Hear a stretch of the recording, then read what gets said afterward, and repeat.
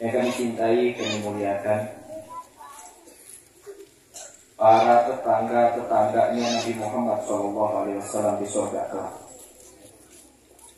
para perindu Rasulullah SAW, calon penghuni surga satu rombongan bersama baginda Nabi Muhammad SAW. Amin.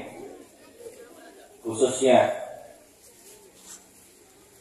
sahabat kami, kakanda kami, Habib Ali bin Yahya Al-Mahdani, yang Masya Allah Habib, sebuah kehormatan al-fakir bisa sampai di tempat ini, diberikan kemuliaan yang luar biasa. Jazakumullah khair. Dan juga kakak kelas kami Habib Omar Fad'ak, yang kita tunggu nasihat dan motivasinya. Khususnya juga para donatur, dari disebutkan oleh Habib Ali, para donatur, para sesepuh, para pejuang yang telah menemani beliau berdirinya lembaga atau yayasan Rezeki Umat dari nol ini.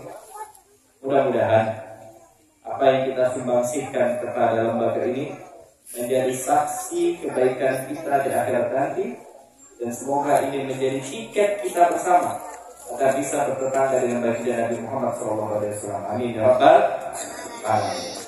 Bapak Ibu sekalian, khususnya adik-adikku ya, daripada golongan aitam yang dimuliakan oleh Allah Subhanahu wa taala, bahwasanya kita hidup di dunia ini hanya sebagai persinggahan saja. Kita semua tahu pasti kita akan kembali ke alam sana.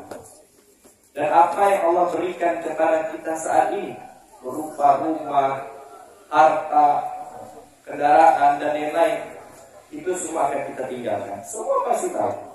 Sehingga perlu berpanjang lebar membahas bab ini. Cuma kebanyakan kita itu tertipu. Kita tahu kalau kita nggak akan membawa ini semua, tapi seakan-akan kehidupan kita itu, seakan-akan kita mengatakan, ini loh harta saya, ini loh mobil saya, ini loh tanah saya. Padahal baginda Nabi SAW bersabda, "Yaqulu ibnu Adam, mali, wa malu." Anak cucu Adam berkata, ini loh harta saya, ini loh rumah saya, ini loh tanah saya, ini loh kendaraan saya, ini loh sawah saya. Wa malu, yang mana harta kamu itu, yang mana, kata Nabi? Illa ma akalta fa akhlih. Yang kamu makan lalu jadi kotoran, itu baru hartamu. Wa ma labista fa akhlih. Yang kamu pakai lalu usang, lalu menjadi lusuh, itu baru harta. Wa ma tasaddaqta wa akeh. Dan yang kamu sedekahkan, kamu sumbangsihkan, kamu berikan, lalu kekal di sisi Allah, itulah harta. Wa masih wazalik. Selain daripada tiga hal ini, kita lagi apa? Badahibun. Maka akan hilang, akan pergi, autariku linas, atau akan kau tinggalkan untuk manusia. Coba perhatikan Bapak Ibu saya. Di hadis ini Nabi mengatakan apa? Autariku linas, atau kau tinggalkan harta itu untuk manusia, untuk orang lain. Nabi nggak mengatakan untuk anak cucu.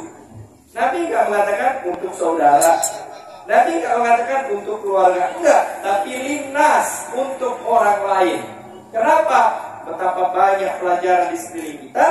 Orang meninggal, jangankan anak cucu, orang lain pun ikut merebut harta yang kita miliki. Dan ini kenyataan. Sudah banyak, jangankan di luar sana, ya. Di Pontianak, dulu ini, ya tahun-tahun berapa itu, tahun 2017an gitu. Saya itu juga mandikan jenazah Bapak Ibu. Di Sungai Jawi itu ada saat saya mandikan jenazah. Jenazah masih hangat, karena masih motong-motong kain kafan gitu. Anak cucunya sudah rebutan waris di depan jenazah Bapak. Real. Dan itu banyak di sekitar kita. Jadi benar kata Nabi SAW, harta kita itu cuma 3. Yang kita makan, yang kita pakai, yang kita keluarkan. Nah cuma ya zaman sekarang ini, kalau kita keluarkan harta harus hati-hati. Jangan sembarangan. Karena sekarang ini banyak apa istilahnya? Minyak babi cap ontak. Cap ontak, tapi ternyata minyak babi alias haram. Oh, sedekah kepada pesantren, gak jelas pesantrennya. Ternyata pesantren yang kita bantu akidahnya nggak benar. Sesuai itu setiap Jumat itu. Ada yang WA, wow, yayasan A, sedekah yayasan B, sedekah yayasan C, macam-macam. Saya yakin sebagian daripada bapak ibu ini juga merasakan hal yang sama. Berapa itu? Oh ya pak, ini, infak ini. Saya tanya, ini yayasan apa yang DM saya? Saya download Get Kontak. Ada itu di Google Store itu ada. Get Kontak. Saya tulis nama kontak itu. Siapa ini? Rupa tertulis apa? Penipu.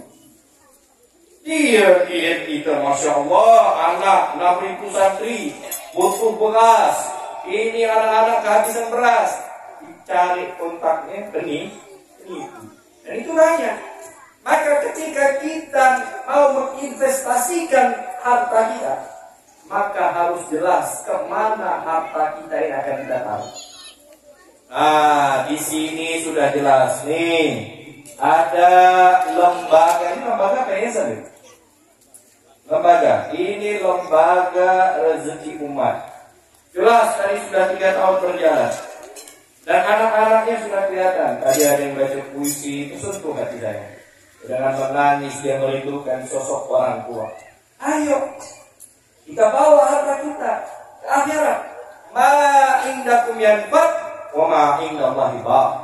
Allah Subhanahu wa taala, apa yang ada di sisimu akan hilang, akan kau tinggalkan, dan apa yang akan kamu berikan kepada Allah itulah yang akan kekal.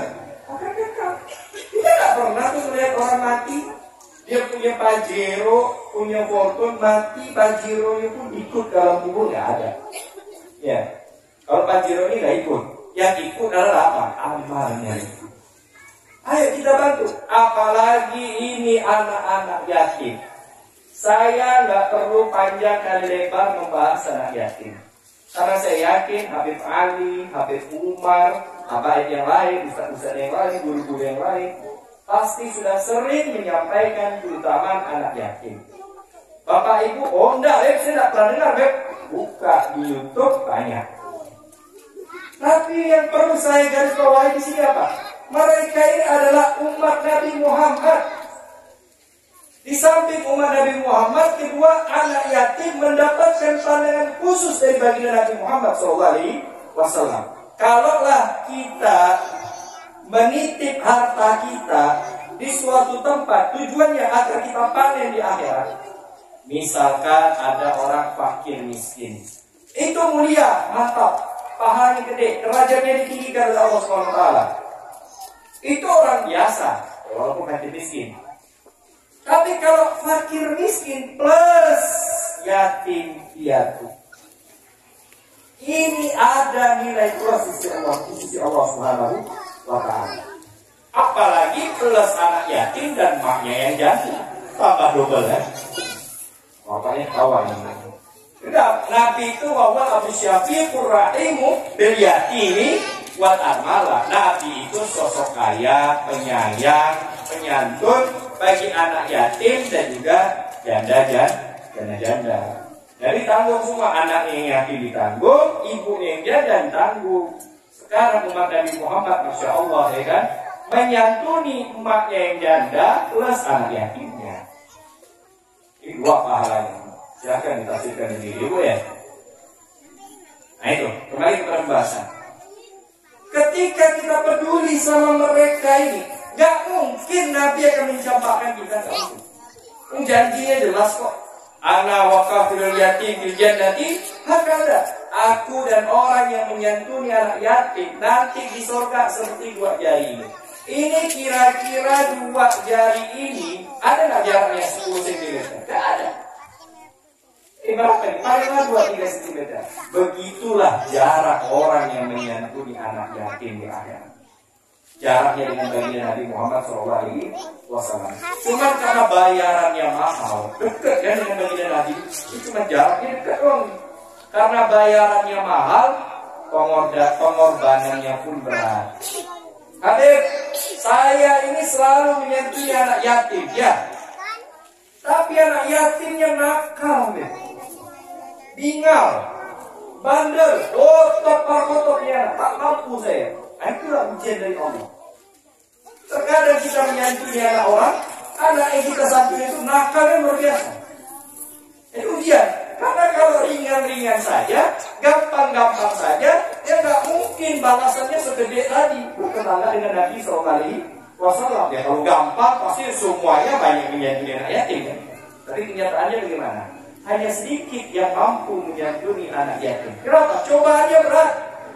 Salah satunya ini, udah disantuni, ternyata sudah gede, malah menjadi nakal, bandel, dan lain-lain. Nah, kalau kita tidak mampu mendidiknya secara langsung, nggak mampu deh, nakal, bandel luar biasa, maka kita titipkan anak itu di lembaga-lembaga yang mampu untuk menyantuninya, yang mampu untuk membesarkannya, yang mampu untuk mengayominya.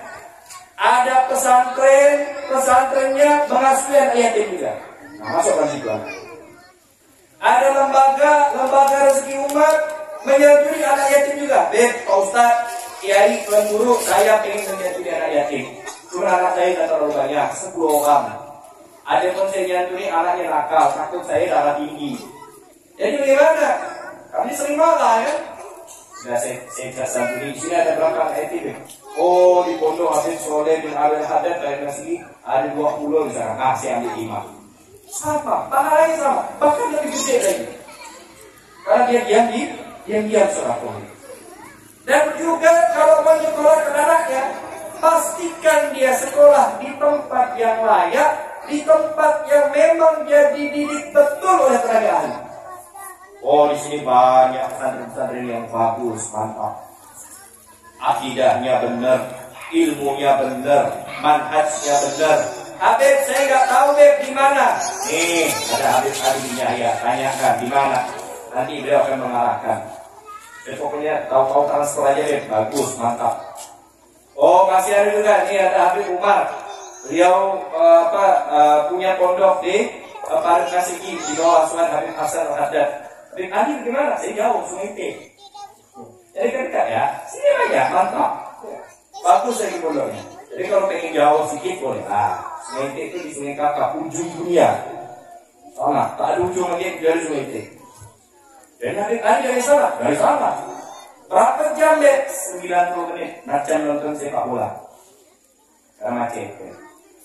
Nah, jadi balik pada pembahasan. Bapak Ibu sekalian dimuliakan oleh Allah SWT. Pastikan si anak ini dia belajar di tempat yang baik. Dan dia mau masuk pondok mana? Oh, pondok ini misalkan, pondok Habib Soleh atau ya lembaga rezeki umat. Saya titipkan kepada Habib Ali. Oh, berapa Habib butuhnya? Saya tanggung makannya, saya tanggung kitabnya, saya tanggung kebersihannya. Karena dia butuh sabun, butuh sikat gigi dan lain-lain. Sudah, kita aman. Karena kelak mereka inilah yang akan menyelamatkan umat Nabi Muhammad SAW. Kenapa? Mereka ini santri plus yatim. Santri biasa saja mendapatkan perhatian khusus oleh baginda Nabi Muhammad SAW. Apalagi santri plus yatim. Lalu kita kasih mereka, oh ini luar biasa Pak. Kalau saya bahas ya ini, buka kitab bisa 3 jam gak selesai. Lalu ada yang bertanya kepada kami, Habib, apa faedahnya saya keluarkan duit untuk mereka ini? Apalagi tadi Habib bilang, saya nggak tahu anaknya, pokoknya saya datang ke pondok ini, saya datang ke Habib Ali, saya santuni, saya pun tak tahu. Ini banyak. Termasuk kami juga di pondok itu banyak juga Pak Haji yang membantu. Dia membantu, ini untuk makan anak ini. Mereka pun tidak tahu siapa yang disantuni, pokoknya santunan. Apa faedahnya? Apa fadilahnya? Tadi disebutkan oleh Habib Ali bin Yahya Al-Mahdani, Barga beliau itu Mahdani, bukan Yahya. Abahnya bin Yahya ya, aku salah sangka ya. Habib Ali Mahdani dari sambutannya bilang apa? Man lam yahtam bi umuril muslimin falaysa minhum. Riwayat falaysa minhum. Siapa yang tak peduli dengan urusan kaum muslim, maka dia bukan golongan dari mereka. Artinya apa? Mafhum mukhalafahnya, kalau kita dengan umat Islam, peduli dengan umat Nabi Muhammad, berarti keuntungan yang pertama, kita dianggap sebagai umat Nabi Muhammad Sallallahu Alaihi Wasallam. Pak, ini jangan diremehkan, Pak. Jangan mentang-mentang kita lahir, kita hidup tahun 2023 atau tahun berapa lah, lalu kita nyangka saya umat Nabi Muhammad. Belum tentu. Bagaimana? Saya kan baca maulid. Maulidnya maulid aksi, maulidnya maulid tiba. Saya kan lahir tahun 2000, berarti kan setelah kelahiran Nabi Muhammad. Siapa Nabi Muhammad dong? Belum tentu. Walaupun kita lahir tahun 2000 atau 2100 sekalipun, belum tentu kita dianggap sebagai umat Nabi Muhammad. Nanti di akhirat ada orang teriak. Jadi umat Nabi Muhammad ini jalan bersama sepertiga rombongan umat yang lain untuk masuk surga. Lah dia ini teriak di bawah. Ya Rasulullah, al-kibni, selamatkan aku Rasulullah, selamatkan aku Rasulullah. Rasulullah nggak boleh. Rasulullah nggak boleh. Teriak lagi ya sambil jalan, dosak-dosakan dia dorong. Ya Rasulullah, selamatkan aku, akan ada obat ya Rasulullah. Rasulullah tetap tidak menoleh. Diulang lagi sampai ketiga kali, ya Rasulullah, selamatkan aku adalah umatmu. Baru Rasulullah noleh. Rasulullah noleh sambil kayak penasaran, heran. Engkau umatku? Ya Rasulullah, apa adalah umatmu? Apa adalah begini? Dia sebutkan alasan. Kenapa dia umat Nabi Muhammad? Lalu Nabi Muhammad pun melihatnya dan mengatakan, tidak, kau bukan umatku. Karena tidak ada tanda-tanda umatku di dirimu. Tidak ada tanda-tanda umatku di dalam tubuhmu. Ternyata usut punya usut. Kenapa orang ini tidak dianggap sebagai umat Nabi Muhammad? Padahal menurut penuturannya, dia adalah umat Nabi Muhammad SAW. Karena dia tidak pernah peduli dengan urusan umat Nabi Muhammad yang lain. Gak dianggap oleh Nabi. Tetangganya lapar, bodoh amat. Ada anak yatim mau sekolah, gak ada biaya, bodoh amat. Ada anak yatim kelaparan nangis, yang lain punya baju baru, dia enggak, dia ada duit, gak mau batuk, bodoh amat. Orang kayak gini, bodoh amat. Sama Rasulullah, ya bodoh amat. Dibalas sama Nabi. Dan ini terjadi, Bapak. Maka kalau kita kepengen dianggap sebagai umat Nabi Muhammad, pedulilah dengan umat Nabi Muhammad sebelum kita menghadap Nabi Muhammad SAW. Dan yang terakhir, keutamaan yang terakhir, kita menyantuni mereka ini apa? Gak mungkin kalau kita peduli dengan umat Nabi Muhammad, apalagi kita peduli anak-anak yatim ini, mereka ini, Masya Allah. Kita peduli sama mereka, gak mungkin Allah gak peduli sama keluarga kita. Gak mungkin. Pasti. Kalau kita peduli sama umat Nabi Muhammad, apalagi kita peduli karena anak-anak yatim, pasti Allah akan peduli dengan kita punya keluarga. Saya punya guru, termasuk gurunya Habib Umar Bapak juga ini, Ustaz Ismail. Dia ini sibuk ngurus pondok. Kita pondok dari Luar Dakwah, gitu ya. Dakwah. Mungkin anak sama beliau ini bedanya 2 atau 3 tahun gitu. Tapi sama, kita satu zaman. Guru kami ini, saya Ismail dan guru-guru kami yang lain, itu sibuk ngurus pondok. Sampai anaknya nggak keurus, Pak. Benar, tanya dia kalau saya bohong, tanya dia. Sampai nggak keurus gitu, anaknya kusana. Anaknya ada teman saya, bertanya sama saya Ismail, Ustaz, antum ini sibuk ngurusin kami, ya. Sampai sama keluarga pun jarang, sama anak pun jarang. Sampai anak antum gini-gini. Apa antum nggak khawatir dengan anak antum? Maksudnya dia khawatir itu terlalu sibuk urus kita sampai anaknya nggak urus. Nggak khawatir kan? Entah anaknya nggak jadi orang, anaknya bandel, saking sibuknya ngurus ribuan santri. Apa kata jawaban saya Ismail waktu itu? Dia bilang apa? Oh tenang, kalau saya ngurus kalian, pasti Allah akan mengurus saya punya keluarga. Nggak mungkin Allah itu zalim, nggak mungkin. Allah itu adalah zat yang maha adil. Kita nggak bisa main hitung-hitungan 1 tambah 1 sama dengan 2, nggak bisa. Kalau main rumus Allah nggak bisa. Ternyata benar. Waktu itu saya sempat antara percaya dan nggak masa. Ternyata subhanallah Pak Bu, sekarang anak-anaknya hampir semuanya sudah selesai pondok jadi orang. Jadi anak yang soleh, rezekinya barokah, hidupnya makmur semua. Padahal secara logika jarang ketemu ayahnya. Ternyata benar, rumus Allah berlaku. Termasuk guru kami, guru utama kami, Abu yang Habib Hasan Bahar juga gitu. Sibuk ngurusin santri, sampai anak-anaknya itu kadang jarang mendapatkan perhatian. Ini saya dengarkan sendiri dari guru kami Habib Sudah. Ternyata apa? Ketika Abu Hasan ditanya, aku sibuk ngurus santri, sampai anak sendiri gak urus. Jawaban dia sama dengan jawaban Ustaz Ismail. Dan terbukti seluruh anak-anak Abu jadi orang. Kenapa? Rumusnya satu. Peduli dengan umat Nabi Muhammad, Allah akan peduli dengan kita punya keluarga. Itu rumusnya Allah Subhanahu wa taala. Pak Ustadz, ya anak saya bandel, nakal, tinggal. Saya dapat begitu tuh. Udah ganti mulu dari Allah. Masya Allah, lain kan? Di jalanan Karya. Allah ini itu dan sebagainya. Apakah sedih kita sedih? Mungkin ada di antara situ anak bapak ibu atau keluarganya atau keponakannya. Apakah bisa disembuhkan anak seperti itu? Saya bilang bisa. Kalau kata psikolog nggak bisa. Tapi kalau rumus Islam bisa. Caranya bagaimana? Bapak ibu urusi anak orang lain, dia janji Allah. Tunggu berapa tahun kemudian anak-anak yang seperti itu pasti akan ditolong oleh Allah Subhanahu wa taala. Kenapa? Berkah orang tuanya. Contoh terakhir, saya punya salah satu donatur dari Malang, seorang ibu. Anaknya ini anak pang. Nah, di Jawa ini ada namanya anak pang. Anak pang ini wah, tengok di YouTube lah. Pokok aja sebulan sekali balik rumah, tak ada mandi, tatoan, hidupnya di jalanan. Iya Pak, motor Vespa itu kalau dimodif, oh kalah truk lagi. Akhirnya saya bilang sama ibu ini, bagaimana Bu? Daerah Malang. Cuma ibu ini selalu menyantuni anak yatim. Lihat, bos juga anak yatim ini. Dia bilang, saya sudah pasrah Habib, semua sudah saya lakukan ikhtiar. Sekarang saya nyantuni anak yatim. Karena ini kata guru saya, dia muridnya Ustaz Rufi Basori Alwi. Atau guru dia, ini nyantuni anak yatim. Benar Bapak Ibu. Pas COVID kemarin anaknya balik, sekarang ikut hadir menjadi salim ikut. Orang masih Papua ini dan sebagainya. Allah punya kuasa.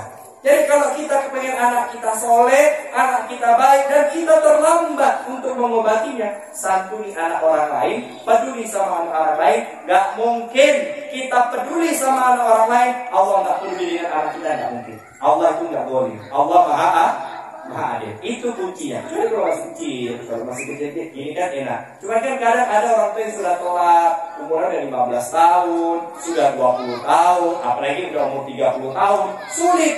Kalau udah menjadi tabiat, sulit bukan berarti mustahil. Pakai rumus Allah, tidak ada yang mustahil bagi Allah Subhanahu wa ta'ala. Ayo kita yang masih hidup, yang punya harta, yang punya nyawa, yang punya kesempatan, bawa harta kita di akhirat. Salah satunya bagaimana? Investasikan harta kita di tempat yang baik. Salah satunya nih, rezeki umat. Balasannya apa Beb? Allah gak mungkin gak adil. Allah bukan zat yang zalim. Allah tidak pernah lupa. Allah gak pernah mengingkari janji. Pasti kita peduli sama mereka. Lihat saja anak-anak kita nanti akan dijaga oleh Allah Subhanahu wa ta'ala. Itulah cara bagaimana kita menyelamatkan anak kita saat ini. Peduli sama anak orang, maka Allah akan peduli dengan anak-anak kita semuanya. Mudah-mudahan Allah menjadikan kita orang yang seperti itu. Allah mudahkan kita untuk menyantuni mereka-mereka. Allah memberikan kita kesabaran dan ketabahan untuk membesarkan mereka. Allah perluas rezeki kita. Allah bukakan pintu rezeki selebar-lebar mungkin agar kita bisa membantu mereka. Dan Allah kirimkan ahli surga yang bisa membantu perjuangan Habib Ali Al-Madani. Dan Allah jadikan kita ahli surga tersebut. Amin. Allah SWT panjangkan umur kita dalam keadaan sehat, tak ada ibadah, jauh dari penyakit, jauh dari balak dan musibah. Ya Allah, sebagaimana Engkau memberkahi yayasan ini, Engkau memberkahi lembaga ini, lembaga rezeki umat, maka berkahi rezeki kami ya Allah. Berkahi umat-umat kami ya, umat-umat ini ya Allah. Sebagaimana Engkau memberkahi tempat ini, maka berkahi kami juga yang hadir di sini yang maupun yang mendengarkan suara ini ya Allah. Ya Allah, jadikan anak-anak ini dan juga anak-anak kami semuanya anak-anak yang soleh-soleha, berguna bagi agama bangsa dan negara ini ya Allah. Yang taat kepadamu ya Allah, yang hanya takut kepadamu ya Allah, yang mencintai Nabi Muhammad, mengidolakan Nabi Muhammad, menomorsatukan Nabi Muhammad. Jangan jadikan mereka orang yang tidak mencintai Nabi Muhammad ya Allah, yang mengamalkan sunnah-sunnah Nabi Muhammad, yang mempraktekkan ajaran-ajaran baginda Nabi Muhammad. Jangan kau jauhkan anak-anak ini dan anak-anak kami dari ajaran baginda Nabi Muhammad SAW. suami Allah. Ya Allah, jadikan kami orang saling mencintai karena-Mu ya Allah. Jauhkan segala dendam dalam hati kami. Jauhkan dari segala sifat yang menyebabkan kami menjadi terpecah belah, yang menyebabkan kami saling bermusuhan ya Allah, yang menyebabkan kami tertinggal dari rumah orang-orang yang mulia. Rabbana atina fid dunya hasanah wa fil akhirati hasanah wa qina adzabannar. Wa sallallahu alaihi wa sallam. Walhamdulillahirabbil alamin. Rabbana taqabbal minna Al-Fatihah.